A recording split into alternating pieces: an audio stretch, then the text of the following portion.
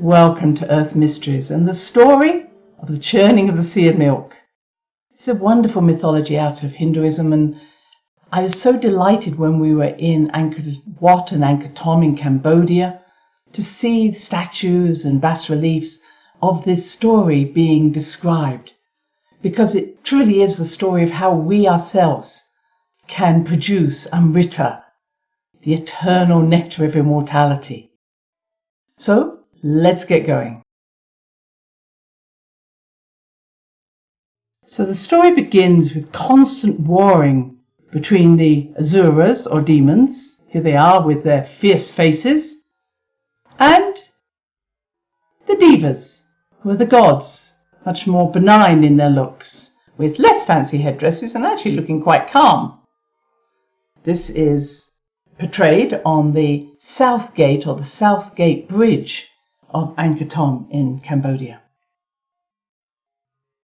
And the Devas said, we're fed up of warring and we really want to produce this nectar of immortality. And Vishnu said, who was looking after them, he is the preserver, that you both need to work together. The light and the dark must work together, pulling alternately on the creative power of the snake called Vasuki. So this is what we see here. We have the Asuras, and we have the gods that you find inside Angkor Wat on the walls there. So, what does the serpent or the naga represent? It symbolizes that creative power that leads to all manifestation. So on the left we have her head, and then we have this wonderful row of individuals, and there's me there amongst them.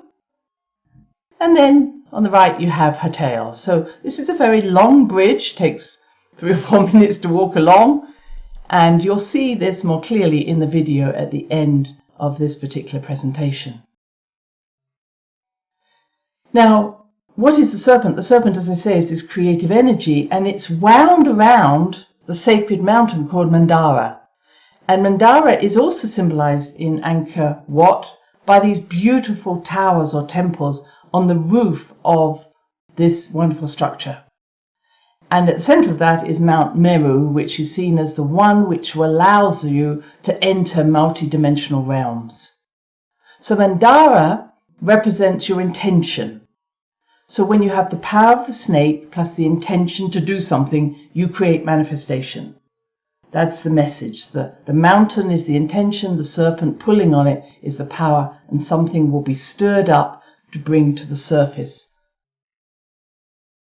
Now, one of the problems is that the mountain begins to sink, and so the Devas call out to Vishnu again for help, and he appears in the form of the turtle, and here's the turtle underneath here, and he says, put the turtle under the mountain and that will support you. And Kurma, the turtle, represents the importance of self-reflection, contemplation. So it's not just having a good idea. You need to keep almost having a feedback loop to say, how are we doing? Is this where we're going?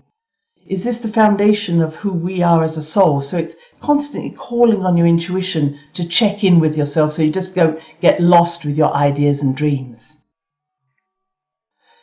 And when this churning happens, the milk gets churned, and this is the ocean.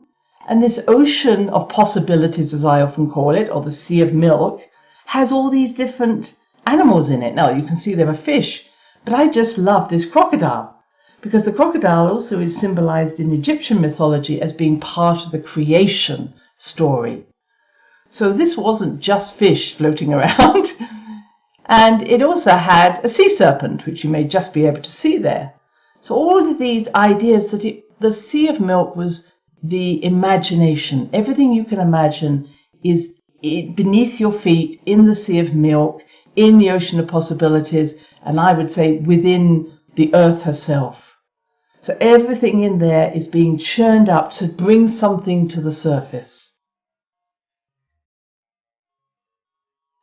So what does come out of the sea of milk? Well, the first thing that comes out are actually called poisons. And these are parts of the self that we have difficulty accepting. So when we're starting our own inner work, we often meet parts of ourselves that have been held in the shadows, and we go, oh no, not this part. But fortunately, Shiva, who is seen as the destroyer, comes along and clears our bones so we can start anew.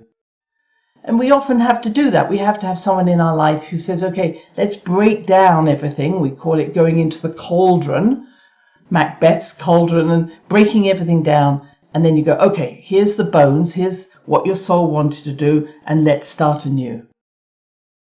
Next thing out of the sea of milk were our psychic gifts. So we become more psychic. We represent and see more synchronicities. We have better dreams. We have dreams that mean something. We're more intuitive. Isn't that true? So once we start on our journey, our psychic awareness becomes stronger, and we get very excited by that. Wow, fancy that happening.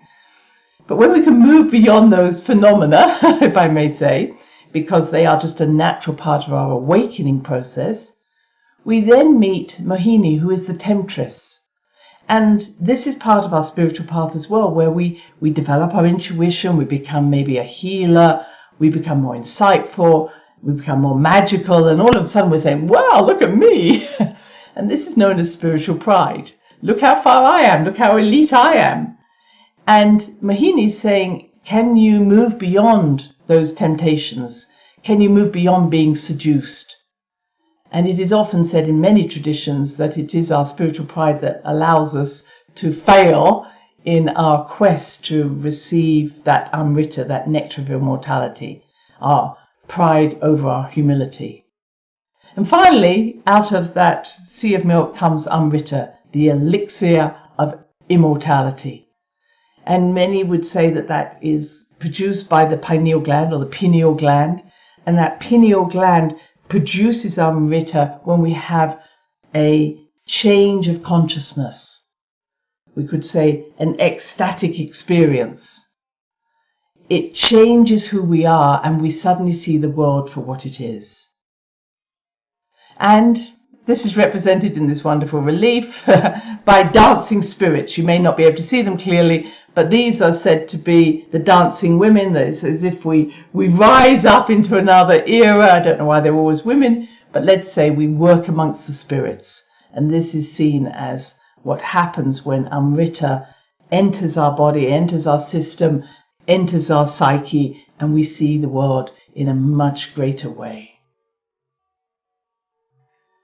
Now, I hope you'll enjoy this video, because this is my husband's take on what happens when we went along that bridge, and you'll see the different images on the side. I hope you enjoy this. I hope you enjoy the experience of the churning of the sea of milk, and God bless you all. Bye-bye.